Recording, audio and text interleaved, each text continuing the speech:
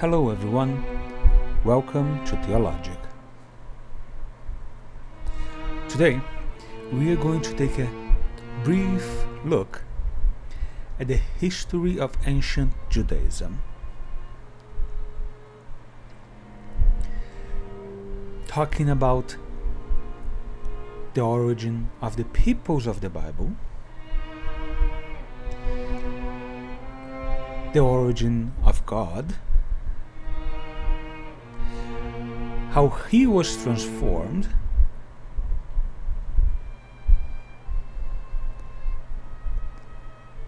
and how and when the Bible was written. And I'm focusing today on the Hebrew Bible, the Old Testament. Before I continue, let me warn you, as I've been mentioning up to now, that the further back we go in time, the harder it is to give precise, factual information. A lot of what we're going to talk about here today are still in the hypothesis phase, which means I might think, and I might personally bet on this hypothesis being correct, but they might be wrong. However, keep this in mind. The hypotheses I'm trying to present today are the ones that I think have the most historical accuracy. So I will be presenting some historical evidence, some archaeological evidence that might give it credit. But again, since it's in a hypothetical phase, it could be wrong. However, the alternative is also in a hypothetical phase. And a lot of these alternatives come from religious origins. They are filled with internal logic, circular logic. What we talked in the last video, the Bible claims something, there's something happened, why it happened, because the Bible claims. It's a circular logic. As I always say, you are free to believe anything, but if you are interested to know the most likely possibilities,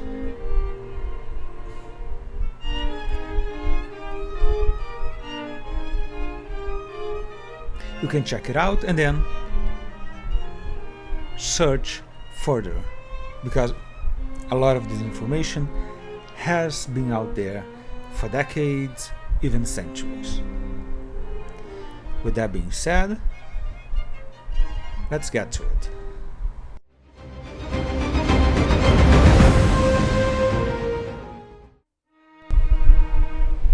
Let me bring up today's timeline. And today we are going to start around the year 2000 BC and travel all the way to the year 70 AD. And I ask for a little bit of extra patience on this episode because I plan to bring a lot of visual aids, so I might stumble a little. And the first one I'd like to show you guys, if you can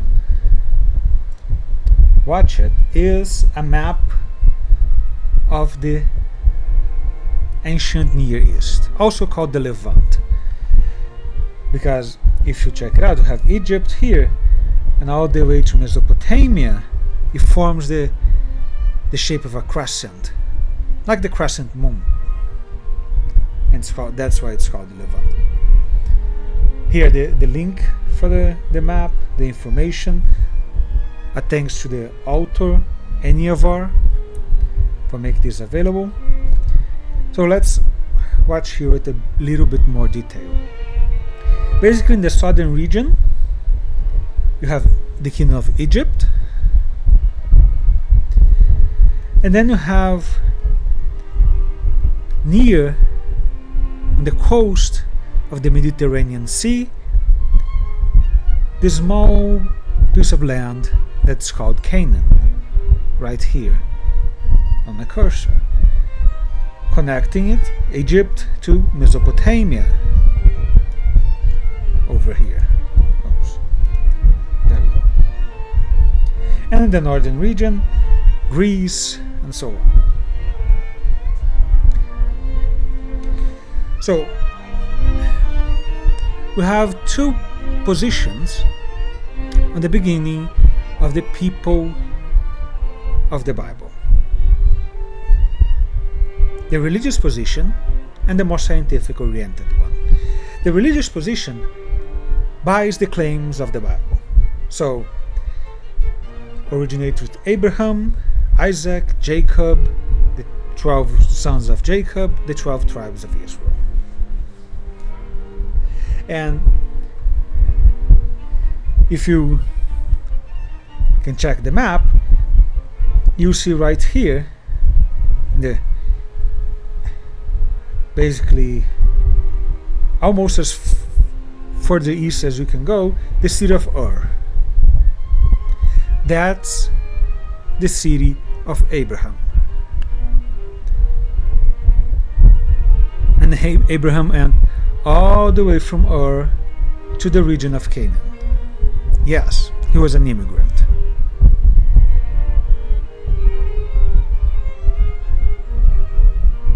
Probably an illegal one, but let's pretend that doesn't happen.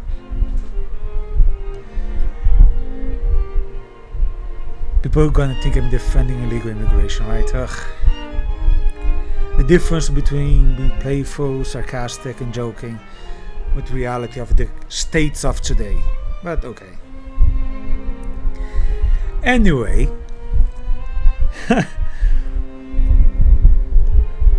and here's where the story develops in the Bible. If you are interested, just read the book of Genesis. Now, the scientific position is different. There is no Abraham, there is no Isaac, there is no Jacob, there is no 12 tribes. It's all later inventions. What happens is here in this region of Canaan, through the natural process of sedentarism, when a nomadic society, a nomadic tribe, put roots and start developing agriculture, a more sedentary lifestyle, around here is where the peoples of Israel, it's plural, would have originated. And this process from 2000 would go evolving, transforming, developing up around the year 1200 BC. This right here is where we have the first evidence, textual evidence, of the name Israel.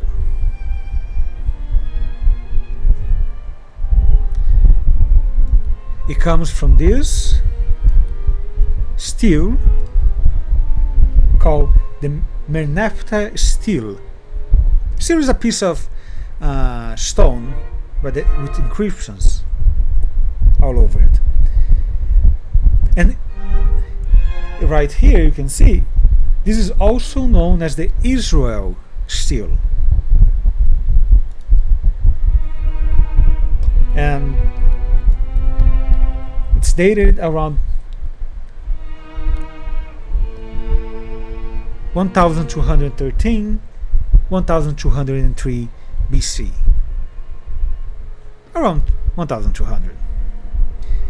This pharaoh named Merneptah, he went on a raiding expedition. It's what they usually did back then. There was not much conquest of land. They went on raiding expeditions, they raided a territory, they took their spoils, they took tribute, and then they returned home. And apparently, here's another map. This is of Canaan proper. He went on a raiding expedition throughout the entire region. And here, in the northern part, around here, right? The northern part of Canaan,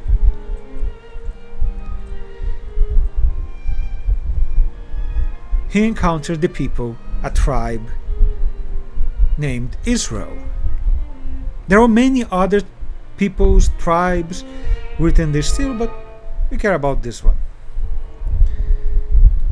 One tribe among many, one group of people among many. The interesting part is this contradicts biblical narrative. If you want to follow the story of Abraham and Isaac according to the Bible, you have a problem right there. But here's we have another, because as we talked in previous videos, Moses would have lived around 1200. So how can Moses in Egypt, or guiding the people out of Egypt, living at around 1200, when at the same time you already have Israel in Canaan? So religion does what it usually attempts to do. They try to adapt history, adapt reality to their needs. So they push Moses back at around 1500. But even so, it doesn't make sense, because after Moses, according to the biblical narrative, comes Joshua, and he conquers the land and he divides the land. So in this still, if we are pushing the history back, the land should already be divided. But you don't find the mentions of the so-called 12 tribes of Israel. The Pharaoh only mentioned Israel. But again, anyone can believe anything they want. Never forget that.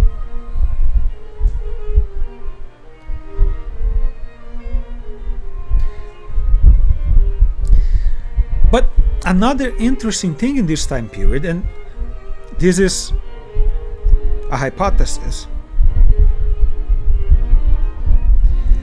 is that there was another people in the region of Canaan. There are many peoples, but relevant to the biblical story and theology. Here in the southern region, the people that is being called the Raham. Apparently, the Raham would call themselves the Banu Raham, meaning the children of the Raham. And the children of the Raham would have a father. That's the idea. The Abu Raham, the father of the Raham, a mythological original figure, a founder, let's say. But look at the names. Abu Raham, Abraham. So from this linguistic element, plus historical evidence, because here you have the basin steels, which are 5 Egyptian steels, around the time of the Merneptah one. So, but this one is older, around 80 years older, around 1300 BC. And in this stele, there is the mention of these people, the Raham. So it's not something out of nowhere. So today, some are tending to call the Raham the Abrahamites. From in the future, the tradition of Abraham will come from a mythological originator figure becoming an individual, Abraham.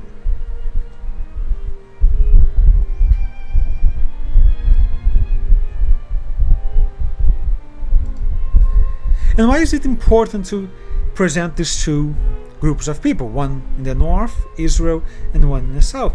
Because something very important is about to happen around here, 1000 BC. Something that will change the politics and theology of Canaan and eventually of the world.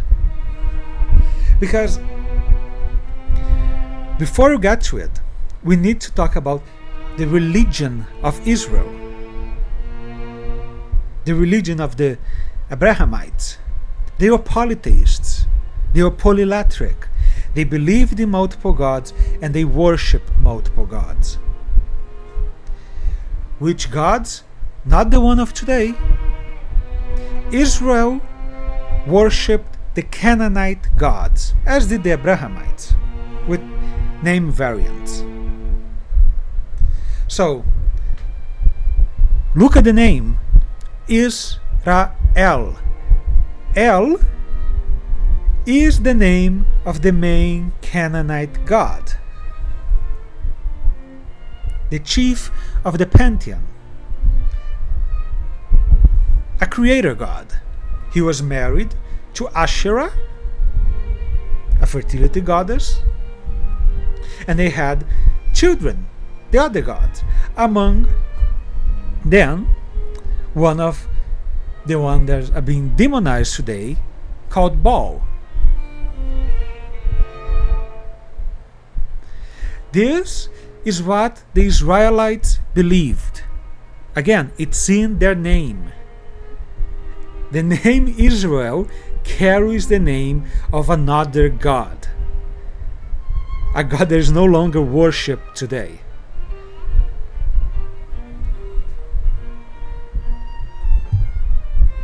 A god they worshipped for thousands of years. In the south, the Abrahamites worshipped El Shaddai, which would basically be the same.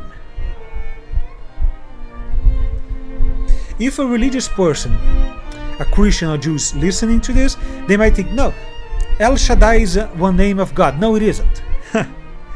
No, it isn't. In this time period, from 2000 BC, let's say 1200 BC, to 500 BC, a little further than this, but 500 BC, different gods.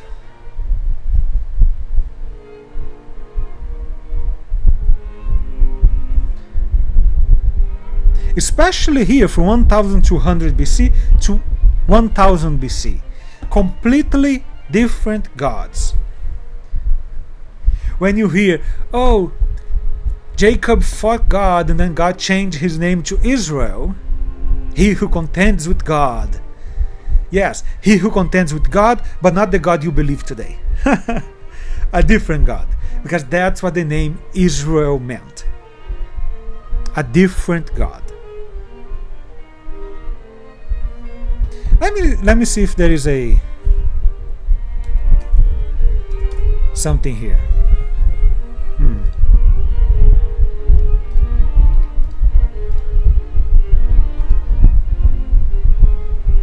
Here we go. If you are curious, you can check Wikipedia for El deity.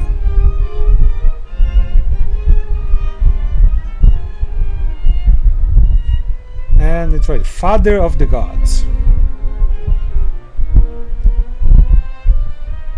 Symbol bull. This is very important a bit. And then you can, there's a lot of information here. You can check it out. This was the religion of the people of the Bible from 1200 basically to around 500 BC. Monotheistic,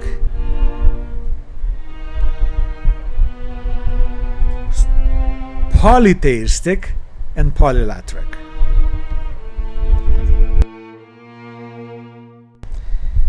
Now, things are getting interesting, because at around 1000 BC,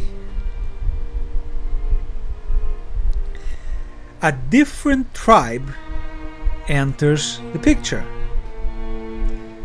Let me pull the map. Oh, it's not here. Did I close it?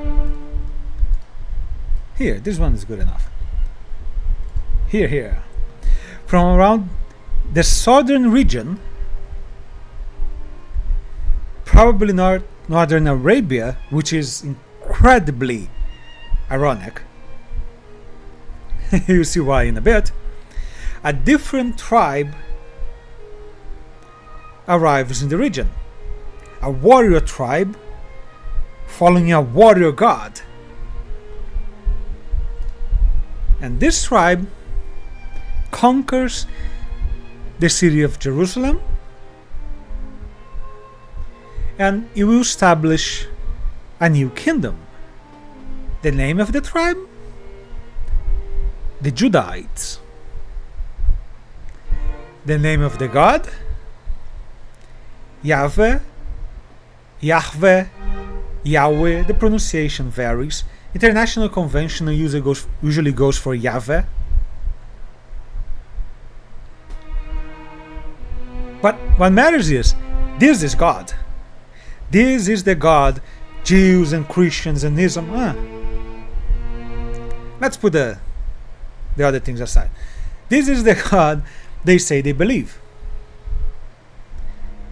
A God from a warrior tribe, a warrior god that invaded the land and was imposed as the god of the region. So what happened was, they took El out, they dethroned El, and then they elevated Yahweh, God, to the position of the main god of the pantheon.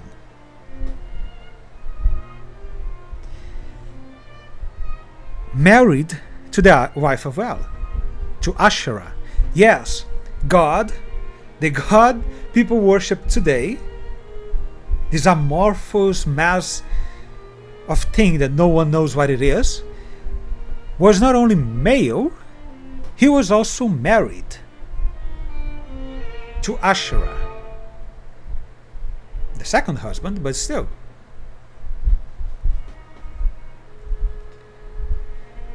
And all that starts happening here around 1000 BC in the southern region.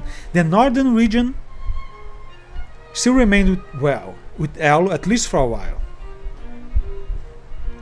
But now in the region of Judah, this is the new boss.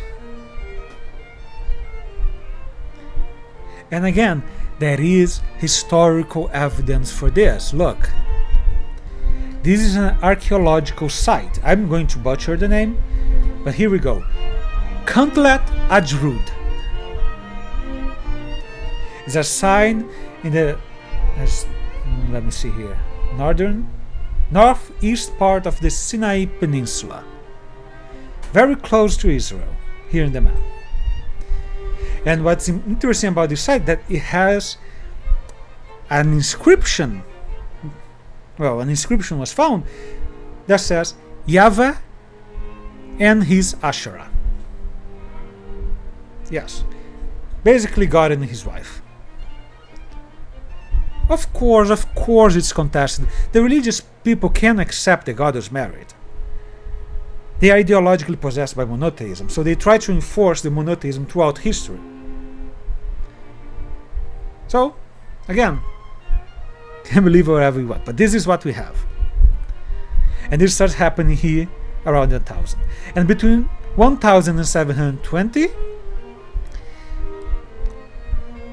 God ended up supplanting El in the northern region of Canaan as well, the land of Israel.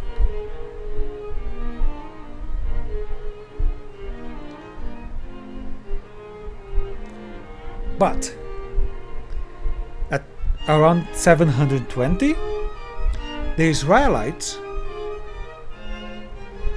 decide not to pay tribute to the Assyrians, and the Assyrians invade, and they destroy the land. And they talk, oh, the lost tribes, oh, that's all BS. What happened was, a lot of them fled south. And fleeing south, they also took the traditions. The tradition of Jacob, as I mentioned before, is a donor tradition that end up in the southern region. And in the future, will be put in the construction they are making for the rebuilding of the nation. So now we have all the three peoples of the Bible together in a single nation. You have the Judahites, the Arabic invaders, the ones who carry God. You have the Israelites that fled from the northern kingdom that's now destroyed and gone. And then you have the Abrahamites, the people of the land, basically the peasants, who also believed in the Canaanite gods, particularly El Shaddai. This is the makeup, the historical and theological makeup of the time. By the way, Judah, like Israel carries the name El, Judah apparently carries the name, part of the name of Yahweh. My Hebrew is very rusty, but apparently Yehudah, which is the name in Hebrew, carries part of the name of Yahweh, of God. Just out of curiosity.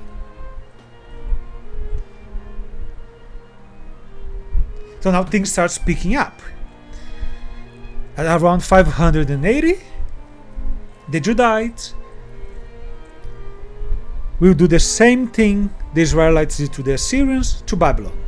They will refuse to pay tribute, and then the Babylonians will invade, and they will take the people to Babylon. And that's a lie. That's the lie they love to tell us, that the people, the Jews, are taken to Babylon, the Jews are taken to the exile. That's a lie. What happened was the Babylonians took the elite, the ruling class, the king and his court, the priests probably exclusive of Jerusalem, the craftsmen, merchants, maybe military personnel. These were the ones they took. So a small percentage of the population was taken to Babylon. The rest remained on the land.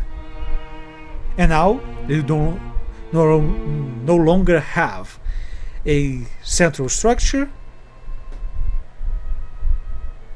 The worship continues uncontrolled, polytheistic. And that will go for around 80 years. Because after the Persians invade Babylon, the Persian policy was to allow the peoples the Babylonians took back to their lands. Basically, vassalize them. And they were allowed to worship their gods.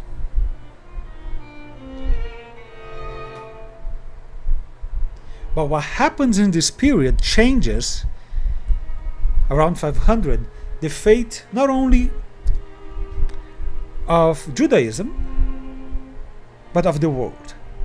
Because here the priests decide to centralize the worship at the temple in Jerusalem.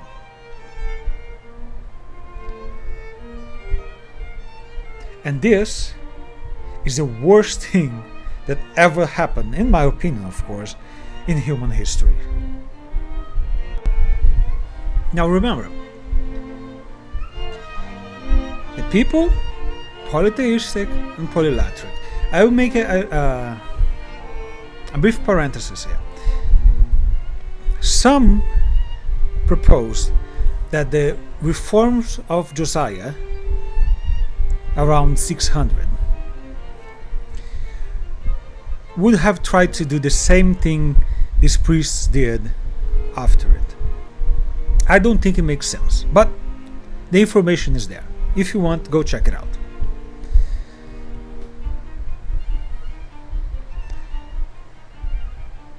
because it doesn't seem like monolatry existed before 500. And even in the case it did, it's irrelevant because there wasn't enough time for the reforms to happen. So only after is that it becomes relevant. This is as information, so keep that in mind. Anyway, you see, the people were polytheistic, they were polylatric, they worship and believe in multiple gods. God was married to Asherah. At this point, the gods that were children of El and Asherah were probably seen as children of God and Asherah, Baal among them.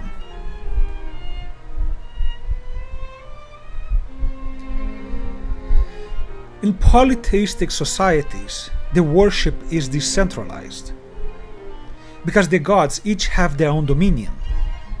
They are not everywhere at the same time. So if you want to worship the god of the sea, you have to go to the sea.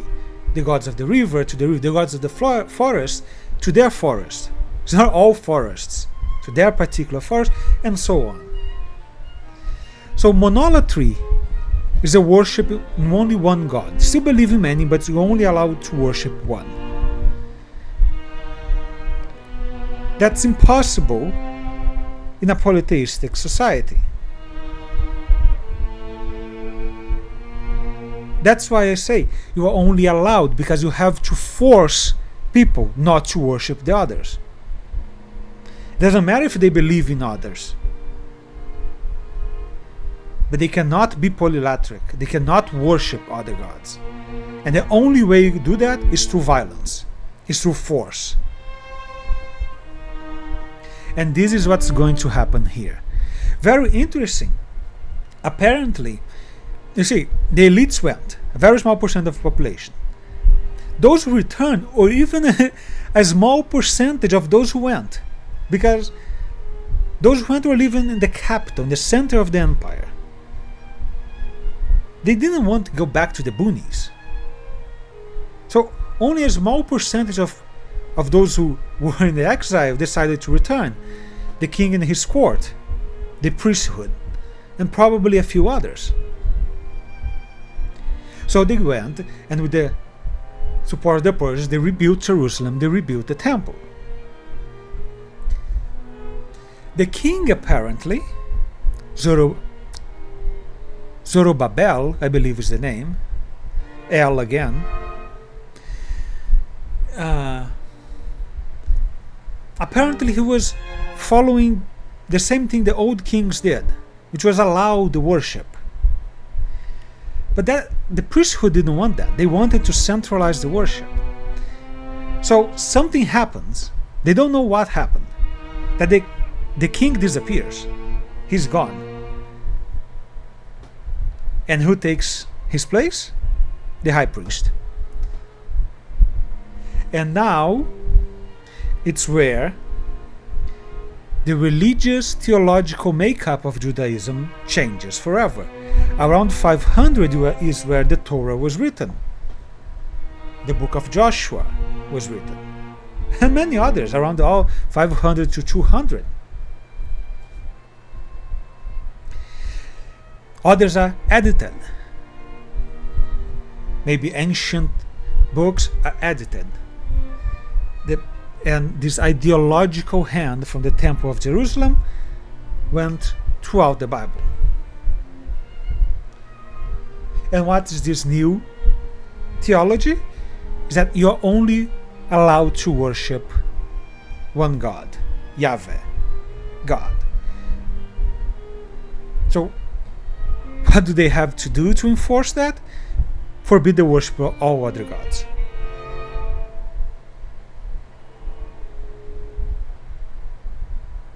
And how that's accomplished?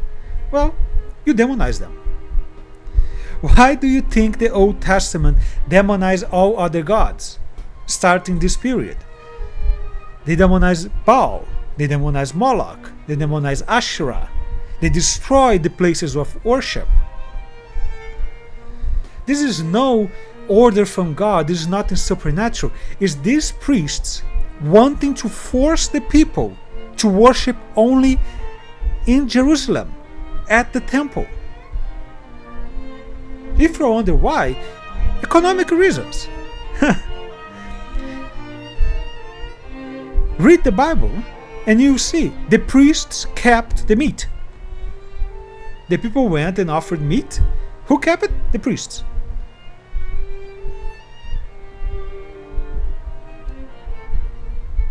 And there are other transactions happening. So that's why they demonize the other gods. They forbid idol worshipped. What's an idol? An idol is basically a phone you can use to contact the gods. So whenever there is an idol, when you can have one in your home, you can worship gods. Now, if that's forbidden, where can you worship gods?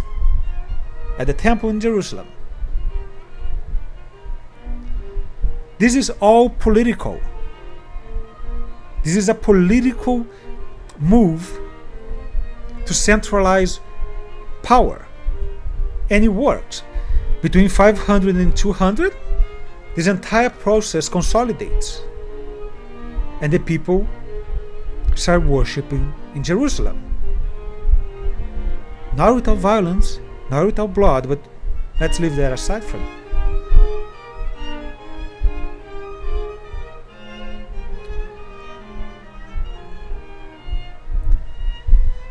So now God doesn't have a wife anymore. He doesn't have children. With time, his royal court of other gods disappear, and then they're going to create, eventually they're going to be replaced by the angels and all that.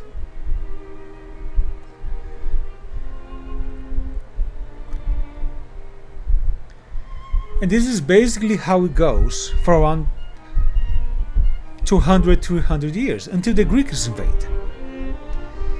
The Greeks were not as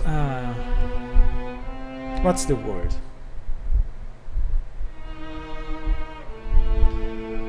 As respectable of others' beliefs. You could worship your gods, but you also had to worship the Greek gods. So they even went to the point of forcing the placement of Greek images within the Temple of Jerusalem. And they even sacrificed pigs in the Temple in Jerusalem. So, the people here in this time period, they got all mad. They doubled down their religion. That's probably why, from monolatry, we start developing monotheism. We only worship one God because there is only one God. In this time period here.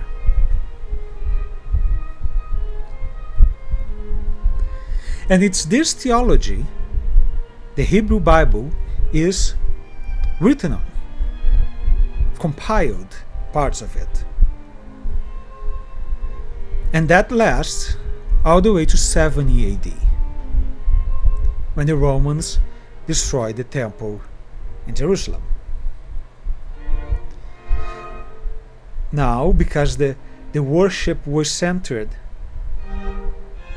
at the temple, this entire theology crumbles.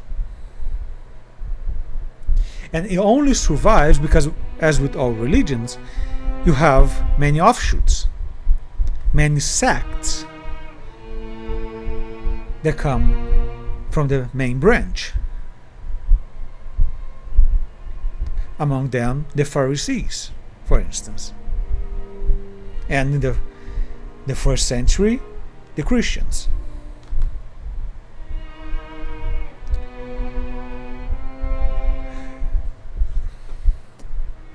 But then, the theology is once again adapted and changed. And that happens throughout history until we arrive today. But this is a subject for another video.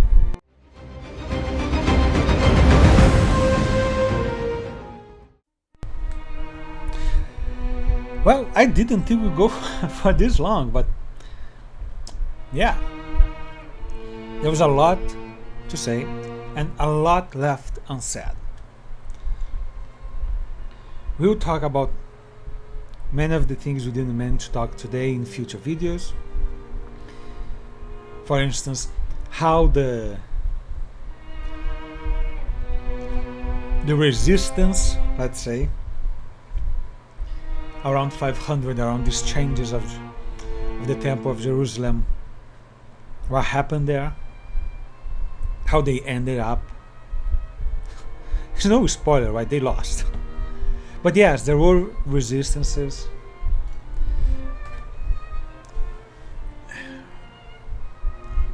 We'll be able to talk about the gods. For instance, I didn't mention it, but El eventually is completely absorbed by Yahweh, by God. So where before they were seen as two different gods, like, as I mentioned, the name Israel, at some point they become one God through these impositions and modifications. So all of this is part of religion. When someone goes to church, they're never told any of this.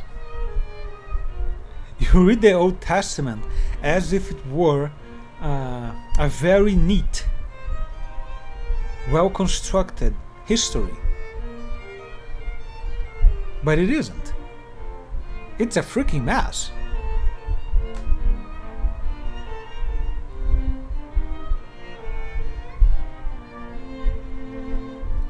And, of course, the treatment of the other gods, right? Because now, the other gods, possibly like Baal, possibly son of God, son of Yahweh,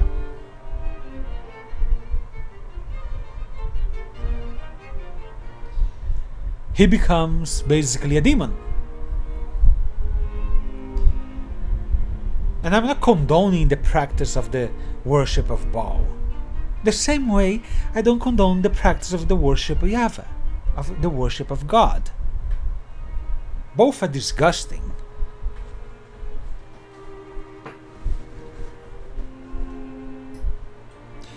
The difference is, well, most people still worship Yahweh. They still worship God, this genocidal maniac.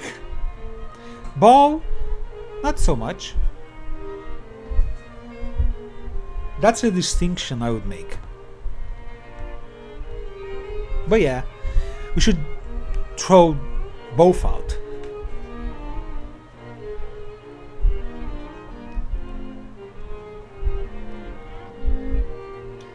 And of course, there are a lot of details.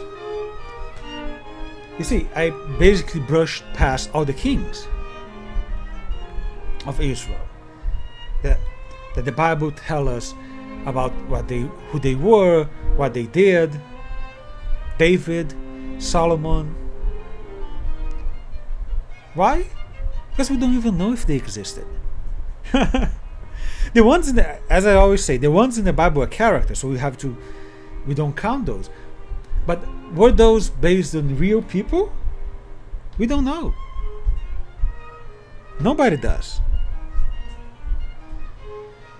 And fun fact, David has a higher chance of being real than Solomon.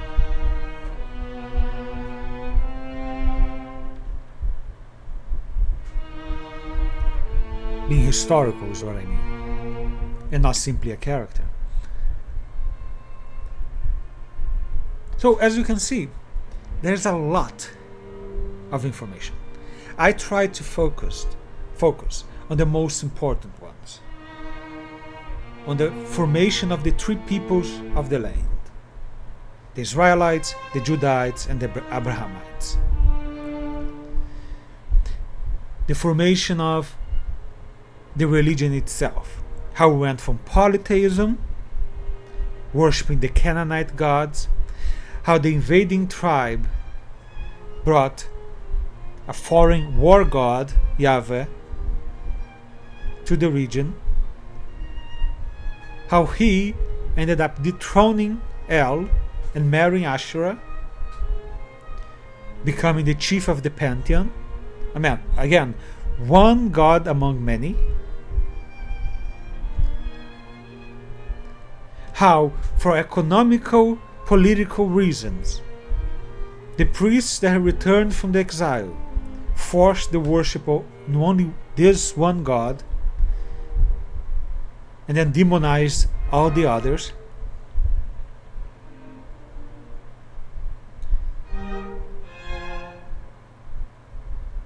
And we left out a lot of things, how they castrated this god. We'll talk about this, how this god, he could do anything he wanted. There was no limits. Again, killing children, go. But now, at some point, God can only do good. And to try and solve the problem of evil, they create the devil. We're going to talk about that in detail. But with this information in mind, it gets much easier to understand the theological process of Judaism and Christianity.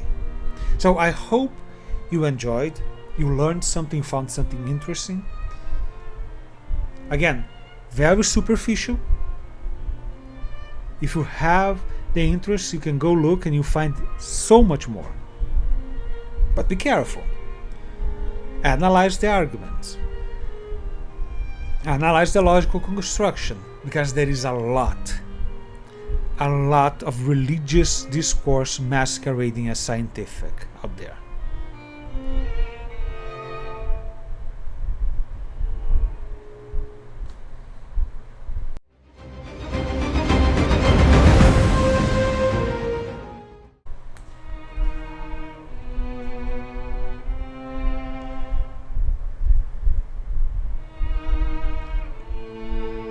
This one, this was good.